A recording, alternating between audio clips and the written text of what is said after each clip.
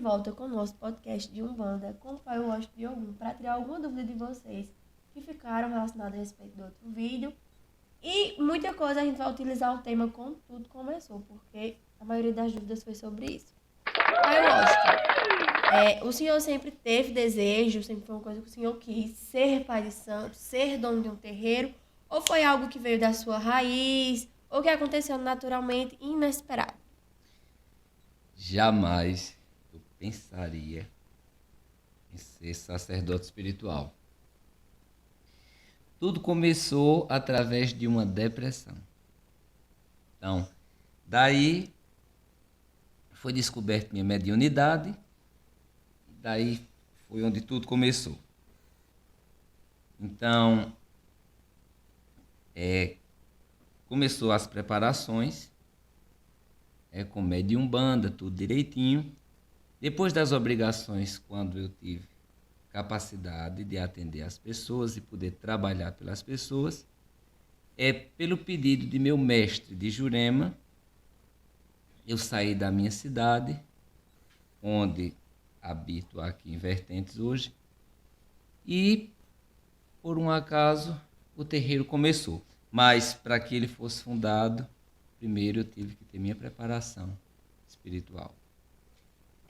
A sua família sempre foi bem aceita a respeito disso, porque a gente sabe que é uma religião e ela é bem condenada, né, minha gente? A intolerância reina a respeito disso.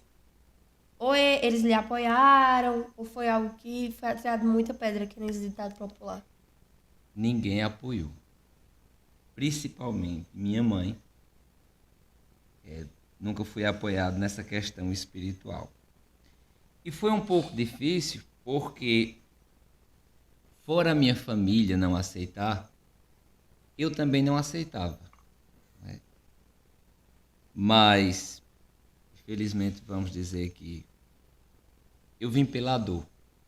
E depois, ao decorrer do tempo, minha mãe precisou de trabalhos espirituais, e aí foi quando começou a aceitação da parte da família. Hoje toda a família aceita, e também eu fui tentando quebrar o preconceito na família. Da intolerância. Há quanto tempo o terreiro está fundado? Existe quanto tempo de terreiro? Sempre foi aqui em Vertentes ou foi algo que você migrou de outra cidade para cá? Ou não? É a primeira sede? Em outra cidade, eu tinha a mesa de Jurema, né, e atendia as pessoas, mas para trabalhos espirituais, passes, curas, essas coisas.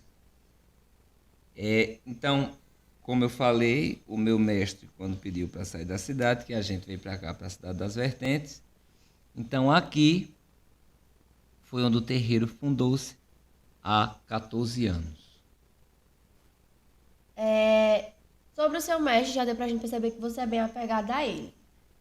Ele sempre foi da sua corrente, porque tem aquilo de um mestre vir, preparar para dar passagem a outro, ou não, ele sempre foi um mestre frenteiro. O primeiro mestre a trabalhar a minha corrente foi um mestre chamado Zé Baiano.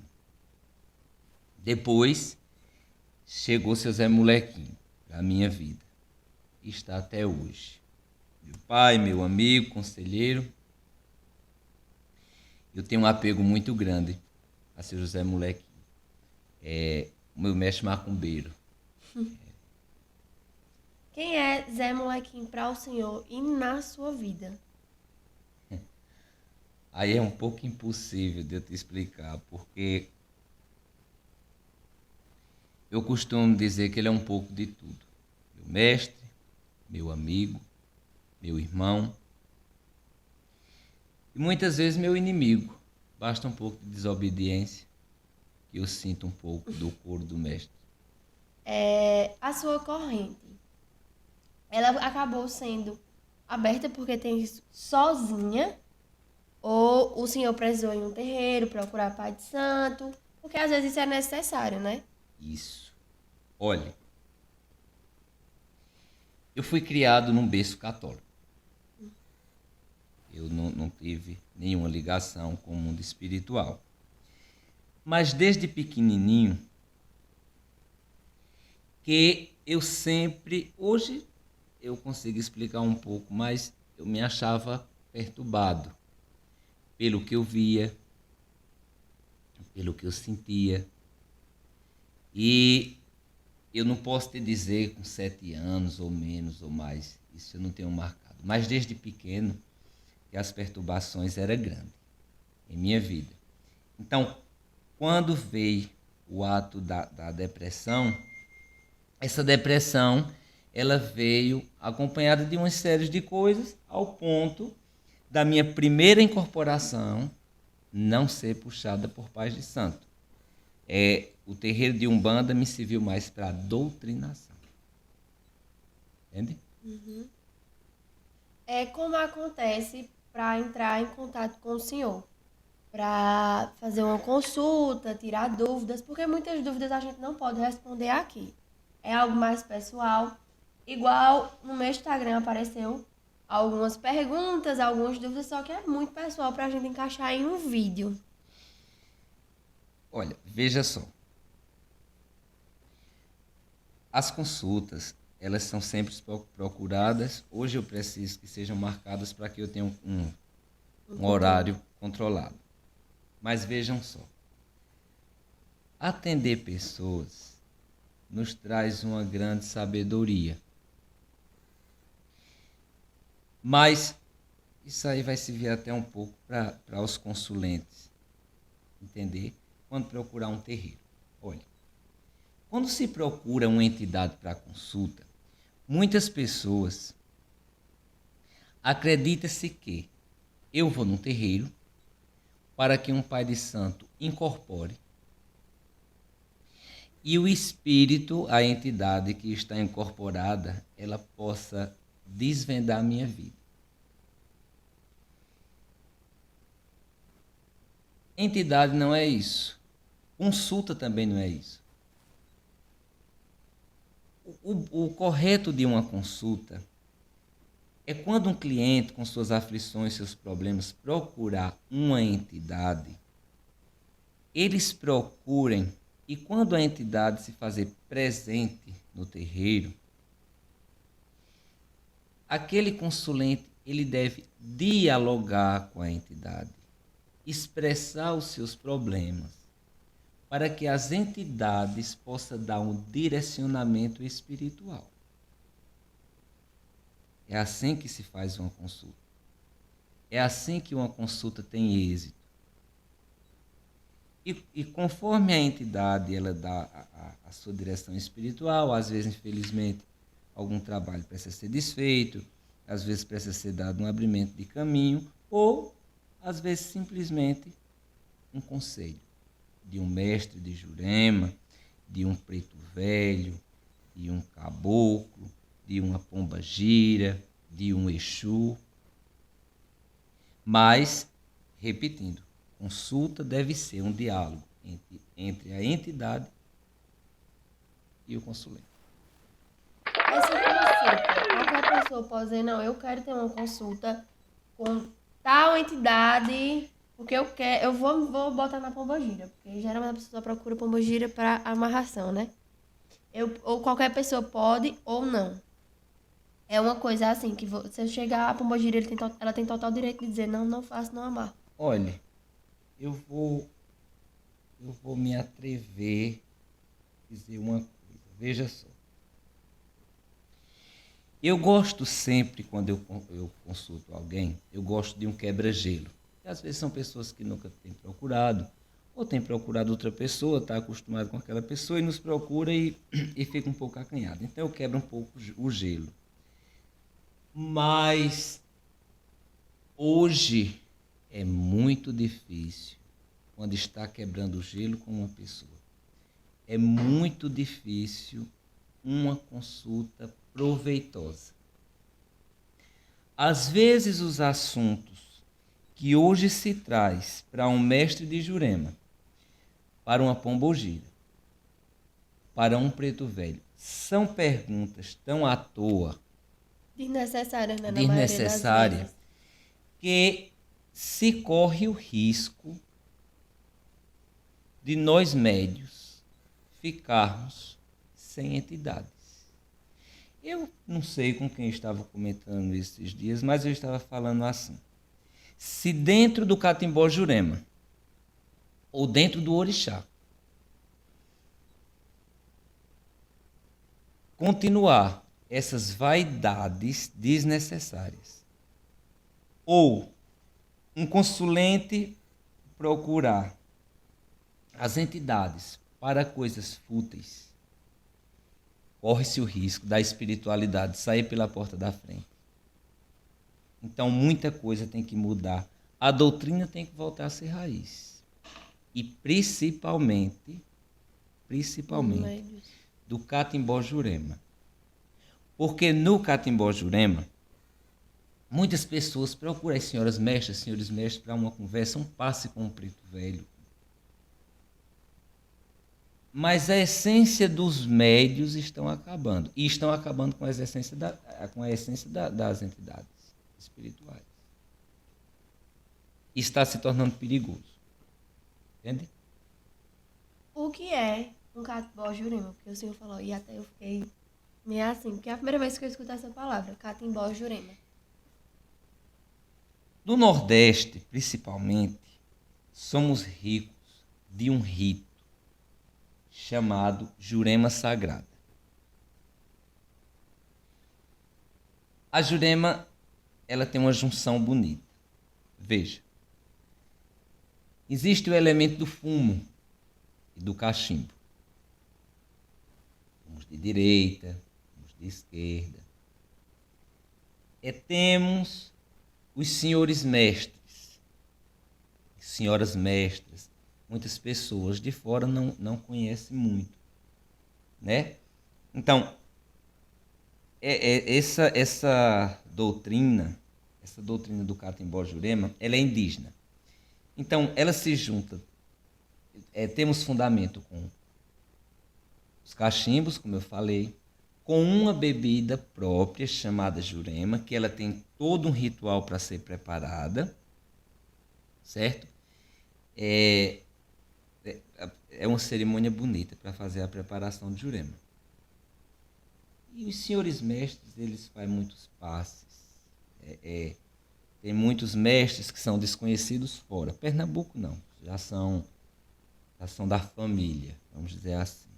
Mas fora é desconhecido um mestre como José Molequinho, um mestre Cibamba, mestre José Vaqueiro, um mestre Tertuliano, um mestre Galo Preto, um mestre Arranca Toco, um mestre... porque tem muitos. Um Zé Boiadeiro. Eu saí de Pernambuco, eu precisei ficar fora um pouco e visitei terreiros. Fora. É muito bonita a forma deles trabalhar na linha de Umbanda, porque eles têm a linha do malandro, a linha do marinheiro. São a linha dos boiadeiros. Então, cada toque é uma linhagem diferente. Só que a Jurema, ela junta tudo. É tudo junto. Os senhores mestres. Então, não tem uma linhagem, nós sabemos. Porém, no toque de Jurema, é mais complexo. É mais rico. Entende? Uhum. Que é uma junção de tudo, não é mesmo? É uma junção de tudo. O nosso Nordeste é Pernambuco, Alagoas, Rio Grande do Norte, são muito ricos no ritual de Jurema. E nós estamos perdendo também a geração mais velha.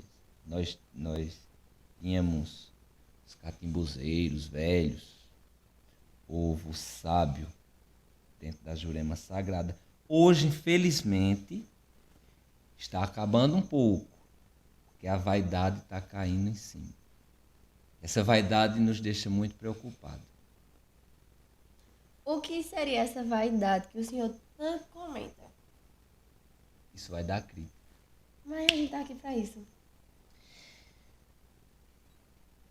Quando você, em sua entidade, você se acha no direito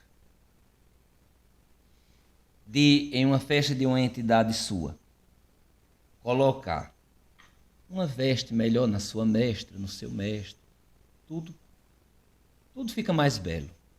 Só que aí foram em frente. foram em frente com peruca, foram em frente com saltos altos. E foi saindo um pouco do contexto. As entidades foram perdendo a essência. Então, são essas vaidades que nos tira aquela alegria de se ver diante de uma entidade. Que no tempo ainda se usa muito. Na minha casa eu gosto disso. É muito bom ver uma entidade com os pés no chão, recebendo aquela energia, não sabe? Um mestre pegar um cachimbo, um mestre pegar o seu chapéu de couro, o seu chapéu de palha. Então, tudo aquilo abrange a ciência. Só que hoje está se complicando com a vaidade. E essa vaidade deixa aquela pulga atrás da orelha. Por que as entidades estão aceitando isso? Ou Não será são que é entidades? Eu tenho uma dúvida muito grande, porque, assim, no meu ver, no meu pensamento, eu pensava que a gente não poderia receber nenhuma entidade com uma sandália ou com alguma coisa que fosse de borracha nos pés. Mas isso é possível ou não?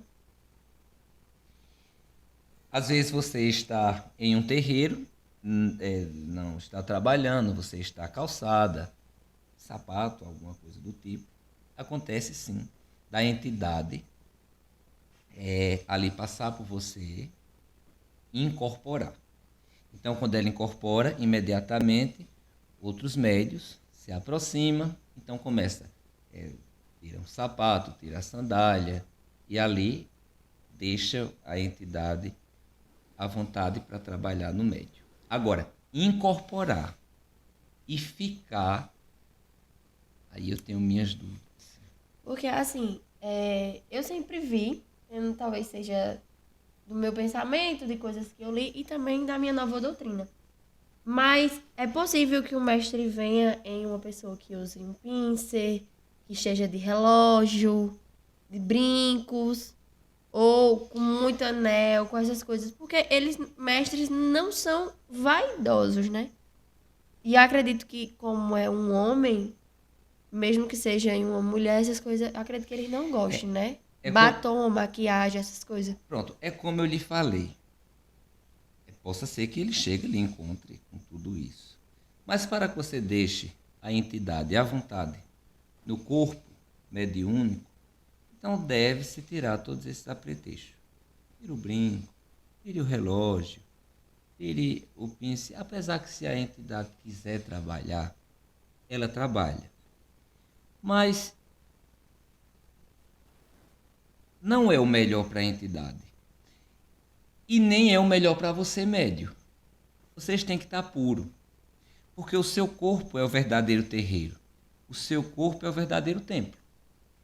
Então, se você vai a um terreiro,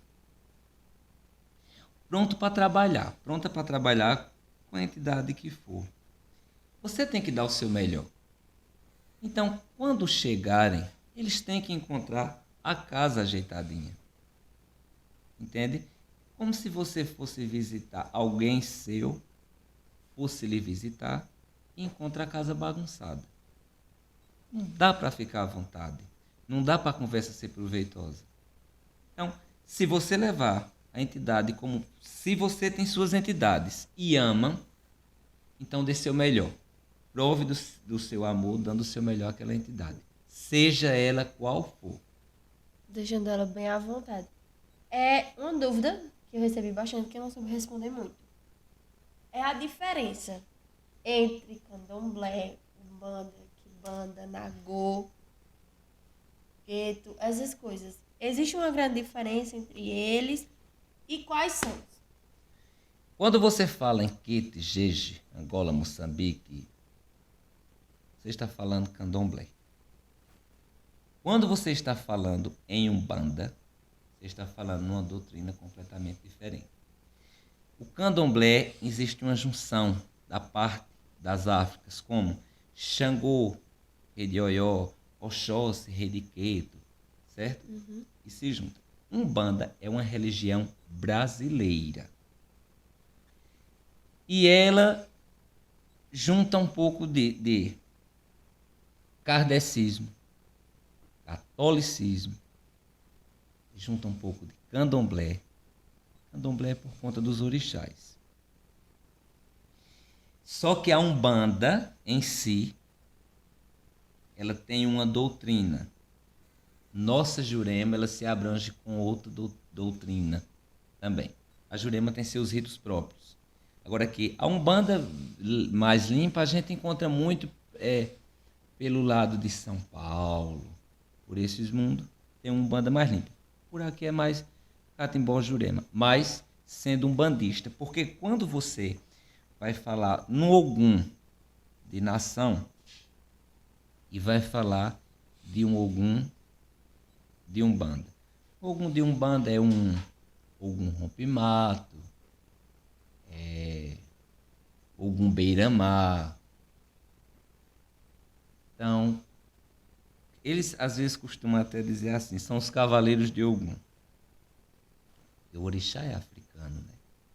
Então nós junta eles, a gente faz essa junção porque a Umbanda é rica. A Umbanda foi criada pelo médium chamado Zélio de Moraes. Ele era kardecista. Então, o que aconteceu com ele?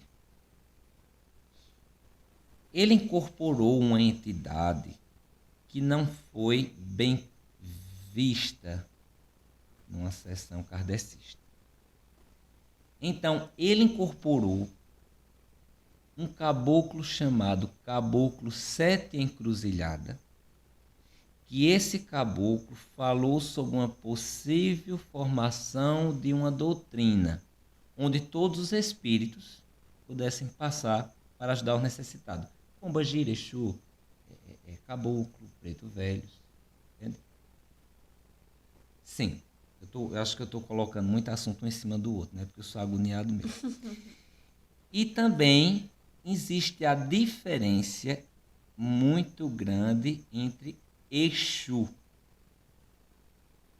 Existem os baras, os Exus de nação, e existe os Exu de cartiço, que é um tranca-rua, um Exu tiriri, um Exu veludo, entende? Existe os Exu de nação, como Alaqueto, como Laçaré e outros demais Exu, que são Exus orixás. Não são Exu de Quibanda, como nós. São Exu de esquerda. Aquele Exu que quando vem, bebe, fuma, trabalha com capas, cartolas, bengalas, charutos, cachaças, etc. Também teve outra pergunta que eu fiquei meio assim. Para algumas pessoas, a Umbanda ainda é aquilo de arriar somente frutas, comidas secas, mas a que a gente cultua existe sim derramamento de sangue. Essa antiga Umbanda, quando era só com frutas e arriamento de comidas secas, existe grande diferença para a nossa ou não? Não. A gente não sacrifica animais, a gente sacraliza. Onde é oferendado o egé, pelas entidades, e as carnes, elas são preparadas e são dadas àquelas pessoas que estão participando ali daquele momento de festa. Por isso que a gente costuma dizer que a religião nossa é a religião que mais dá comida. Trabalhamos também com comidas secas, só que na Umbanda, eles trabalham muito com oferendas de frutas, para Exu, quando cultuam Exu, mas a maioria cultua Exu. Mas não trabalha com sacrifício ou sacralizando animais. A gente sacraliza por acreditar que sangue é vida. né? Não é nenhum pacto entre médio e entidade de outro mundo, não. É uma forma de entregar o seu melhor, sua oferenda, de dali saber que o terreiro está em festa. Existe até um ditado indo para Exu que diz: casa que Exu come, médio não passa fome. Existe muita diferença entre os Exus normais, que são que descem, bebem, do infernal, porque geralmente quando o Exu ele é infernal, existem exceções. Para o pessoal, ele só vem no chão, ele só vem com a luz apagada, essas coisas. Essa palavra infernal, vamos dizer que são palavras batizadas. Existe Exu que trabalha numa vibração mais baixa ou mais pesada.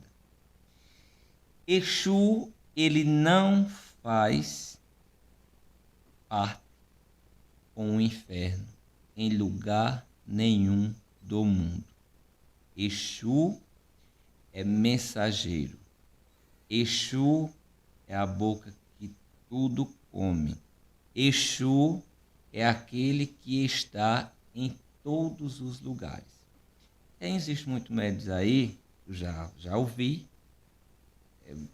até mesmo me mostrando as coisas. Que é minha Jurema, que é meu PG de orixá. Aí diz assim: e aqui é a casa de meu diabo, minha diaba. Ele merece ser desmoralizado, mas dá até uma desmoralização as entidades ser chamadas de diabos. Vou começar. Se eu soubesse que eu trabalhava com o diabo, eu não aceitaria a doutrina. Não existe. É 100% fora do contexto isso. Tanto que existem pessoas que dizem que recebem, né? Lúcifer, essas coisas. Eu acredito assim que, minha gente, pra um diabo incorporar em você, você tem que ser o cavalo, viu? Tem que aguentar uma força infernal. Olha, eu vejo, sem agredir nenhuma outra doutrina, viu? Eu vejo muito assim. Fulano, ele está com o diabo. Fulano bebe, fulano faz isso, fulano faz aquilo. Fulano faz parte com o diabo porque fulano faz isso ou aquilo. Olha, para começar, Lúcifer, ele foi o braço direito de Deus. Lúcifer foi um príncipe celeste. Hoje, ele continua sendo quem ele era, porém rebelde. Não faz parte mais do céu e não tem como se arrepender mais.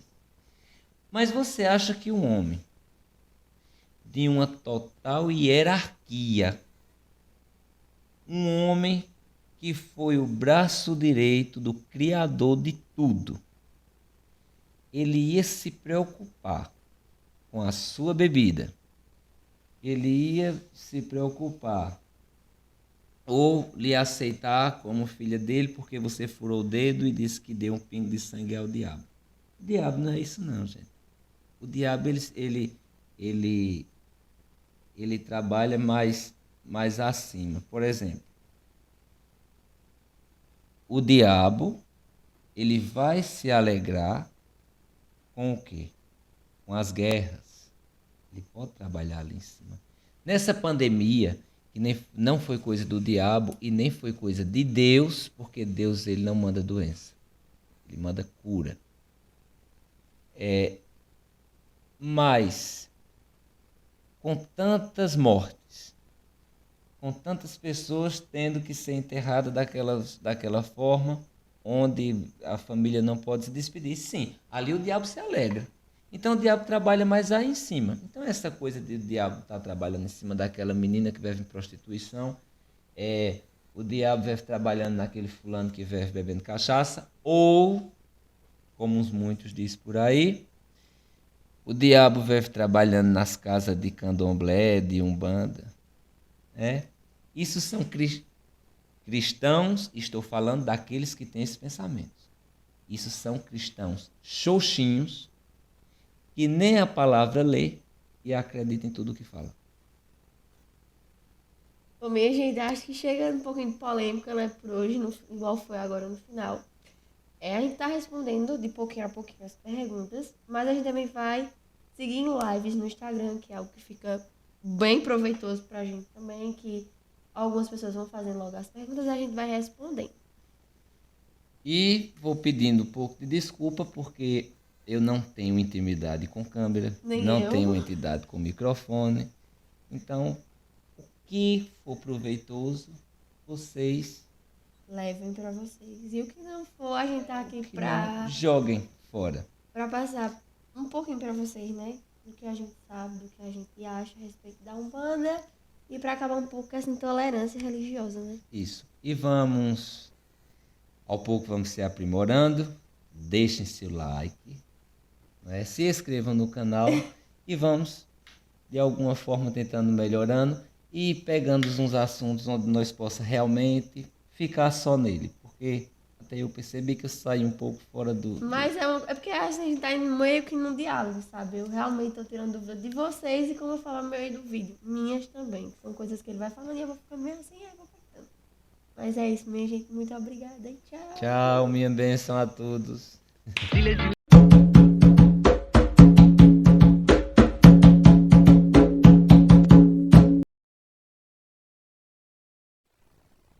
Olá, minha gente, estamos aqui